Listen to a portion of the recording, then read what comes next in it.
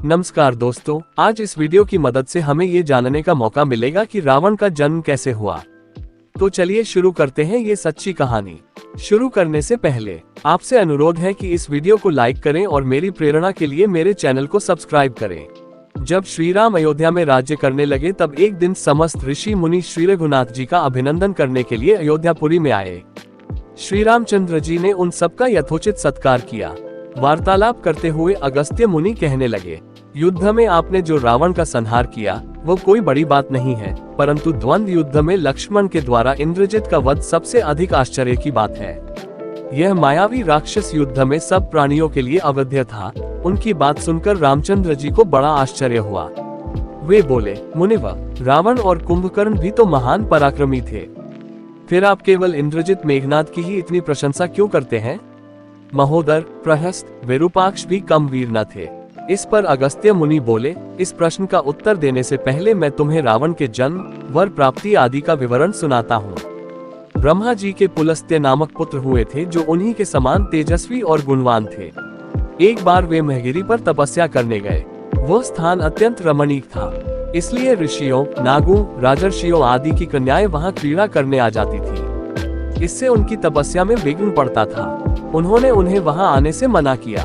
जब वे नहीं मानी तो उन्होंने शाप दे दिया कि कल से जो लड़की यहाँ मुझे दिखाई देगी वो गर्भवती हो जाएगी। शेष सब कन्याओं ने तो वहां आना बंद कर दिया, परंतु राजर्षि तृणबिंदु की कन्या शाप की बात से अनजान होने के कारण उस आश्रम में आ गई और महर्षि के दृष्टि पड़ते ही गर्भवती हो गई। जब तृणबिंदु को ये बात मालूम हुई तो उन्होंने अपने कन्या को पत्नी के रूप में महर्षि को अर्पित कर दिया।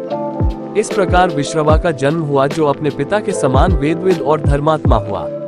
महामुनि भरद्वाज ने अपनी कन्या का विवाह विश्रवा से कर दिया। उनके वैश्रवण नामक पुत्र हुआ। वह भी धर्मात्मा और विद्वान था। उसने भारी तपस्या करके ब्रह्मा जी को प्रसन्न किया और यम, इंद्र तथा वरुण के सदृश लोकपाल का पद पाया। फिर उसने त्रिकूट पर्वत पर बसी लंका को अपना निवास स्थान बनाया और राक्षसों पर राज्य करने लगा। श्री राम ने आश्चर्य से पूछा, तो क्या कुबेर और रावण से भी पहले लंका में मांसभक्षी राक्षस रहते थे? फिर उनका पूर्वज कौन था? ये सुनने के लिए मुझे कौतूहल हो रहा है। तब अगस्त्य जी बोले, पूर्वकाल में ब्रह्मा जी ने अनेक जल जंतु बनाए और उनसे समुद्र के जल की रक्षा करने के लिए कहा। तब उन जंतुओं में से कुछ बोले कि हम इसका रक्षा करेंगे और कुछ ने कहा कि हम इसका यक्षण, पूजा करेंगे। इस पर ब्रह्मा जी ने कहा कि जो रक्षण करेगा वो राक्षस कहलाएगा और जो यक्षण करेगा वो यक्ष कहलाएगा। इस प्रकार वे दो जातियों में बंट गए। राक्षसों में हेती और प्रहेती दो भाई थे। प्रहेती तपस्या करने चला गया, परंतु हेती ने भया से विवाह किया जिससे उसके विद्युतकेश नामक पुत्र उत्पन्न हुआ। विद्युतकेश के सुकेश नामक पराक्रमी पुत्र हुआ। सुकेश के माल्यवान, सुमाली और माली नामक 3 पुत्र हुए। तीनों ने ब्रह्मा जी की तपस्या करके यह वरदान प्राप्त कर लिए कि हम लोगों का प्रेम अटूट हो और हमें कोई पराजित न कर सके। वर पाकर वे निर्भय हो गए और सुरों, असुरों को सताने लगे। उन्होंने विश्वकर्मा से एक अत्यंत सुंदर नगर बनाने के लिए कहा। इस पर विश्वकर्मा ने उन्हें लंकापुरी का पता बताकर भेज दिया। वहां वे बड़े आनंद के साथ रहने लगे। माल्यवान के वज्रमुष्टि, विरूपाक्ष, दुर्मुख, सुप्तगन, यज्ञकोप, मत और उन्मत नामक 7 पुत्र हुए। सुमाली के प्रहस्त, अकंपन, विकट, कालिकामुख, धूम्राक्ष, दंड, सुपार्शिव, संहनादि, प्रधस एवं भारकर्ण नाम के 10 पुत्र हुए। माली के अनल, अनिल, हर और संपाति नामक 4 पुत्र हुए। ये सब बलवान और दुष्ट प्रकृति होने के कारण ऋषि मुनियों को कष्ट दिया करते थे। उनके कष्टों से दुखी होकर ऋषि मुनिगण जब भगवान विष्णु की शरण में गए तो उन्होंने आश्वासन दिया कि हे ऋषियों, मैं इन दुष्टों का अवश्य ही नाश करूंगा। जब राक्षसों को विष्णु के इस आश्वासन की सूचना मिली तो वे सब मंत्रणा करके संगठित हो माली के सेनापतित्व में इंद्रलोक पर आक्रमण करने के लिए चल पड़े। समाचार पाकर भगवान विष्णु ने अपने अस्त्र शस्त्र संभाले और राक्षसों का संहार करने लगे। सेनापति माली सहित बहुत से राक्षस मारे गए और शेष लंका की ओर भाग गए।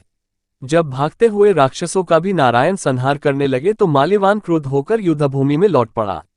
भगवान विष्णु के हाथों अंत में वह भी काल का ग्रास बना।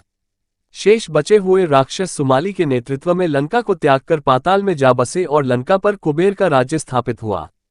अब मैं तुम्हें रावण के जन्म की कथा सुनाता हूँ।